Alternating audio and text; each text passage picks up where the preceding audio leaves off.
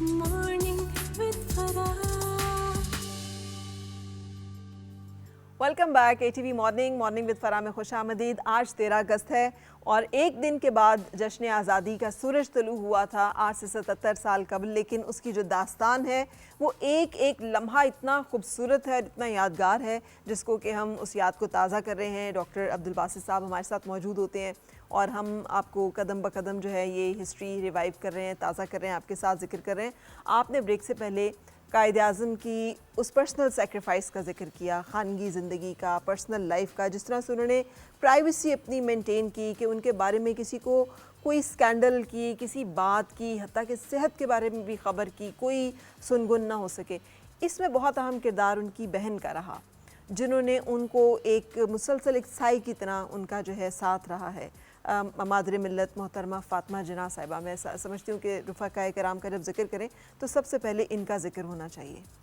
जी बिल्कुल, देखिए ये सबसे छोटी बहन है उनकी और बहुत लाडली हैं। इनकी तरबियत में, इनको डेंटिस्ट्री की तालीम दिलाने में और फिर मोहतरमा फ़ातिमा जिन्ना ने जैसे उनका ख़्याल रखा, उनको बकअप करने के लिए, उनको केयर करने के लिए, और फिर जो उस वक्त की मुसलमान ख़वातीन थीं उनको लीड करने का रोल भी उनके लिए एक सोर्स ऑफ इंस्पिरेशन के तौर पे भी।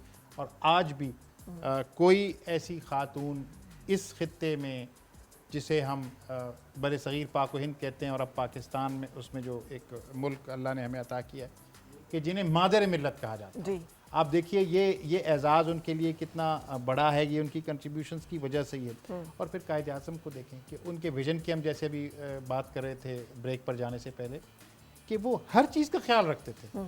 उन इस बात को भी ख्याल रखा कि पाकिस्तान की मंजिल उस वक्त तक हासिल नहीं की जा सकती जब 50% से ज़्यादा जो आबादी का हिस्सा है, जो ख़वातीन हैं, वो इसमें पार्टिसिपेट नहीं करेंगी, शाना बशाना नहीं आएंगी। जी, बिल्कुल। उनकी तकरीर भी है जी इस जी हवाले बिल्कुल। से। और आप देख लीजिए कि आज इतने साल गुजर जाने के बाद, पौन सदी गुजर जाने के बाद भी अभी तक हम इसमें सोच रहे होते हैं कि जी ये होना चाहिए नहीं होना चाहिए। उन्होंने उस वक्त किया। और आप देखिए सिर्फ लाहौर की बात नहीं हम कर रहे और सिर्फ कराची की बात नहीं कर रहे, बल्कि उन ट्राइबल एरियाज़ में जहाँ आज भी बड़ा मुश्किल है ख़वातीन के लिए पॉलिटिक्स करना, प्रैक्टिकल लाइफ में आना, कहाँ पर, कल्लात के अंदर, कोयटा के अंदर, पेशावर के अंदर, जो ट्राइबल एरियाज़ के लोग वहाँ पर मौजूद होते थे। कायद-ए-आज़म ने हमेशा मोहतरमा फ़ातिमा जिन्ना को स्टेज पर अपने साथ बिठाया और वो एक मैसेज था। वो बहुत डिसेंसी के साथ, बहुत मॉडेस्टी थी उनके अंदर, वो बैठा करती थी। और यहाँ मुझे एक वो वाक़या भी याद आ रहा है, चूँकि कल्लात का जिक्र आया, तो पाकिस्तान की मूवमेंट के दौरान ज़ाहिर है आप देखते हैं भी किसी भी मूवमेंट के लिए वसाइल भी बहुत दरकार होते हैं। तो कायद-ए-आज़म ने ये अपील कर रखी थी कि पाकिस्तान की मंजिल के उसूल के लिए मुसलमान जो हैं वो माली तौर पर भी कंट्रीब्यूट करें। तो कायद-ए-आज़म 43 में भी गए हैं बलूचिस्तान में, फिर 48 में भी गए हैं। एक दफ़ा इस अपील के बाद वो कल्लात गए, उस वक्त खान कल्लात के पास, उन्होंने सोने में तोला था, कायद-ए-आज़म को सोने में तोला और मोहतरमा फ़ातिमा जिन्ना को चांदी में तोला। और ये सिर्फ तोला, हम तो कहते हैं ना फलां को जी है इसको चांदी में तोल देना चाहिए, प्रैक्टिकली डोनेट किया, उनके वज़न के मुताबिक उन्हें डोनेट किया।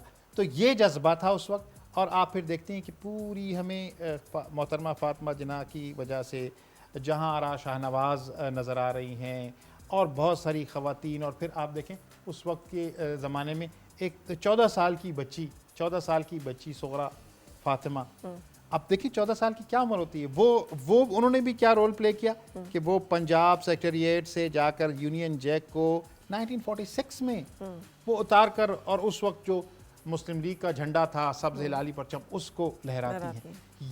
ये था जज्बा उस वक्त, ये था जुनून उस वक्त। और इस जज्बे, इस जुनून और कायद-ए-आज़म की लीडरशिप और फ़ातिमा जिन्ना ने कितना उनका ख्याल रखा। मैं आपको बताऊं कि वो हर वक्त उनका ख्याल रखती थी कि आप तबीयत का भी थोड़ा सा ख्याल रखें और देखें। और फिर हमारे लिए एक बहुत इम्पॉर्टेंट जो डॉक्यूमेंट अब मौजूद है, वो फ़ातिमा जिन्ना की जो तहरीर है जो उन्होंने डिक्टेट कराई और लिखी गई, फिर माय ब्रदर, मेरे भाई के नाम से उसका तर्जुमा। देखें मोस्ट ऑथेंटिक सोर्स तो हमारे पास वो है कायद आज़म की ज़िंदगी को समझने का, उनके आखिरी अयाम कैसे गुजरे, ये सारी स्ट्रगल कैसे गुजरी। तो वो हर वक्त वाक़तन आपने जो कायद आज़म के अल्फाज को कोट किया कि शाना बशाना वो हर वक्त खड़ी रहीं, हर मुश्किल में खड़ी रहीं, और इवन कायद आज़म के दुनिया से रुखसत हो जाने के बाद भी उनके उसूलों पर वो डटी रहीं। वो एक आयरन लेडी थी और उन्होंने भी अपने आप को इस मुल्क के लिए, इस कौम के लिए, इस पाकिस्तान को बनाने और संवारने में अपनी सारी ज़िंदगी उसमें खपा दी। बिल्कुल सही। कौन से और साथी हैं जिनको अब आप पिक करेंगे, जिनका तज़किरा आप समझते हैं कि बहुत ज़रूरी है जब हम तहरीक आज़ादी के सिपाहियों का जिक्र कर रहे हैं, लीडरान का जिक्र कर रहे हैं? जी देखिए, ये एक लंबी दास्तान है। उस दास्तान में बहुत सारे लोग सामने आते हैं और उनमें एक बहुत अहम नाम मौलाना मोहम्मद अली जौहर का है। उनके भाई थे शौकत अली। और फिर चूँकि ये अल्लाह ने ये जो कायनात है ना, उसकी सारे रंग जो है ना वो साथ साथ चलें तो समझ में आती है। आप देखें कि मोहम्मद अली जौहर, वो जो खिलाफत मूवमेंट थी जी, उसके वो सबसे बड़े लीडर थे। उन्होंने और सऊबत उनकी वालदा का भी क्या किरदार मैं है? इसीलिए तो मैं उसी वक्त का मैं बात कह रहा हूँ कि उस वक्त चारों तरफ एक जो नारा जो है ना वो हो रहा होता था और सारे लोग उस खिलाफत मूवमेंट में शामिल हो गए थे। इवन गांधी जी भी उस वक्त तो उस खिलाफत मूवमेंट के साथ आए हुए थे। तो उस वक्त क्या नारा होता था? बोली अम्मा मोहम्मद अली की जान बेटा खिलाफत पे दे दो, बार दो, जा बेटा खिलाफत पे बार दो। अब अंदाज़ा करें कि वो क्या बी अम्मा थी। और वो उन बी अम्मा की जब हम वो तस्वीर देखते हैं और उन्होंने कैसे परवरिश की कि दोनों बेटे उनके मोहम्मद अली जौहर और शौकत अली दोनों पाकिस्तान की तहरीक के एक ताबिंदा सितारों के तौर पर हमें नज़र आते हैं। और ये जो खिलाफत मूवमेंट थी ये भी कितनी अहम रही कि उसके नतीजे में मुसलमान ऑटोमन एम्पायर का ख़ात्मा किया गया। उसी टाइम पे बल्फोर डिक्लेरेशन आता है, उसी टाइम पे इज़राइल का जो है वो एक नौबादियाती जो एक है उसकी एक्सेप्टेंस आती है। आज उस फितने को हम फुल ब्लोन देख रहे हैं कि उसका क्या नतीजा है। यहाँ मैं दो बातों का जिक्र करना चाहूँगा। एक तो खिलाफत मूवमेंट के दो डिविडेंड्स हैं जो आज हमें नज़र आते हैं। एक तो ये है कि मुसलमानों की सोच, मुसलमानों का पैगाम वो पूरे हिंदुस्तान में खिलाफत मूवमेंट की वजह से पहुँच गया, लोगों को शनाख्त का पता चला। और आप देखें कि यहाँ के मुसलमानों को अल्लाह ने क्या कुछ अता किया हुआ कि ख़ुद अभी महकूम है। हाँ जी, ये 1924 की बात हो रही है। उस दौर में भी वहाँ अगर खिलाफत उस्मानिया को ख़तरा लाक है तो यहाँ के लोग अपनी जाने तक उस पर वारने पर तैयार हुए हैं। और दूसरा ये हुआ कि जो स्टूडेंट्स और उलमा, ये जो कहा जाता है उस पर तबसरा करते हुए कि ये जो प्रैक्टिकल पॉलिटिक्स में आए तो आज तक फिर उसके असरात चल रहे हैं। एक और अहम बात यह है कि हमारा वो बरादर इस्लामी मुल्क तुर्किया में मुझे ख़ुद भी जाने का इत्तेफाक हुआ है और सबको इस बात का पता है कि अगर ग्रीन पासपोर्ट की सबसे ज़्यादा तकदीस, सबसे ज़्यादा एहतराम होता है तो वो उसी खिलाफत मूवमेंट के कंट्रीब्यूशन के हवाले से होता है। फिर मैं आपको बताऊं कि वो कॉमरेड अखबार निकाल रहे हैं, वो हमदर्द अखबार निकाल रहे हैं, वो अपना जो खालिक दीना हाल में जो खिलाफत का मुकदमा लड़ रहे हैं और कैसी खूबसूरत अंग्रेज़ी बोलते हैं। अभी जैसे आप शुरू में बात कर रही थी कायद आज़म के हवाले से कि कैसे तालीम गाहों में पढ़े हुए लोग, निखरे हुए लोग, इल्म से के ज़ेवर से आरास्ता लोग और फिर अपने किरदार की बुलंदी को लिए हुए लोग वो इस को लीड कर रहे थे। और अगर हम पाकिस्तान मूवमेंट में कायद आज़म को कायद आज़म बनाने, कायद आज़म को इस तरफ वापस लाने का जिसमें किरदार है, अगर उनका जिक्र न करें तो मैं समझता हूँ कि ये बेइंसाफ़ी होगी। कायद आज़म के असल में जो नज़रियाती मेंटोरिंग है वो भी कौन कर रहे हैं? अल्लामा मोहम्मद इकबाल, उनकी जो उनके साथ कॉरेस्पॉन्डेंस है।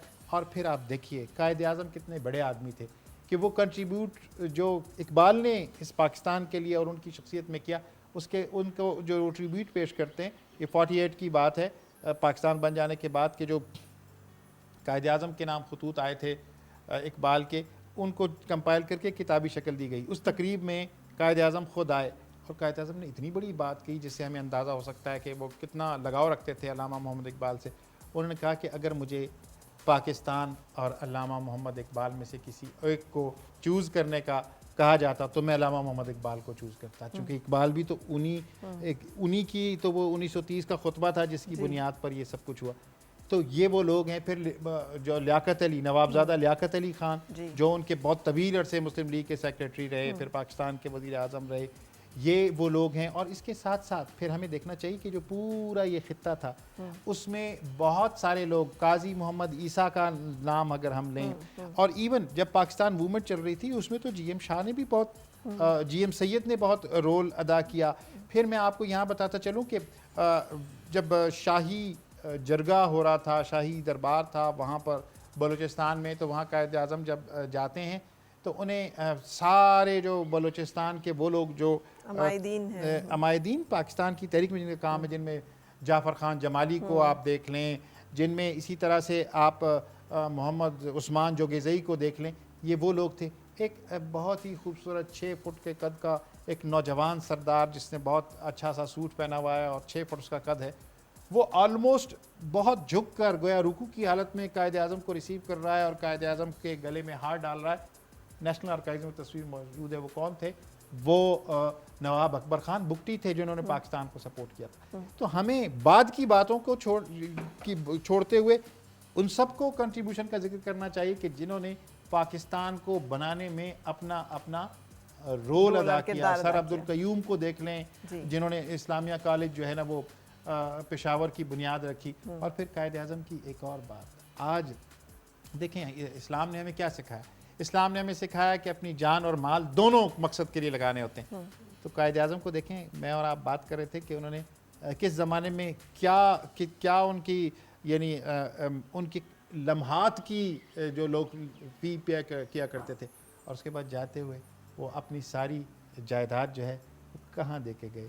وہ اسلامیہ کالج پشاور کو دے کے گئے، وہ جو سندھ مدرسۃ الاسلام کو دے کے گئے. کیا واضح ہوتا ہے کہ ان کو سب سے زیادہ عزیز ایجوکیشن تھا، مسلمانوں کی تعلیم، اور اسی کی بنیاد پر، اسی علم کی بنیاد پر، اسی صلاحیت کی بنیاد پر، اسی انٹیگریٹی کی بنیاد پر یہ ملک ہم نے حاصل کیا. اور اس کو اگر ہم نے سسٹین کرنا ہے تو پھر اسی راستے پر ہمیں چلنا ہوگا. بالکل صحیح. اچھا، اب ہم یہاں پہ بریک کے لیے رکیں گے. یہ باتیں تو ہم کنٹینیو کر رہے ہیں اور جان رہے ہیں اپنی تاریخ کے بارے میں، لیکن آپ کی ملاقات کروائیں گے اپنے کچھ اور مہمانوں سے. کچھ پورٹریٹس آپ ہمارے یہاں پہ دیکھ رہے ہیں، بچے ہیں، کچھ ینگ آرٹسٹ ہیں جنہوں نے تمام ایفرٹس کی ہیں، سو ان سے بھی بات چیت کریں گے. پھر سے مسکرائے اور مل کے گنگنائے ہیں گمشدہ جو خوشیاں.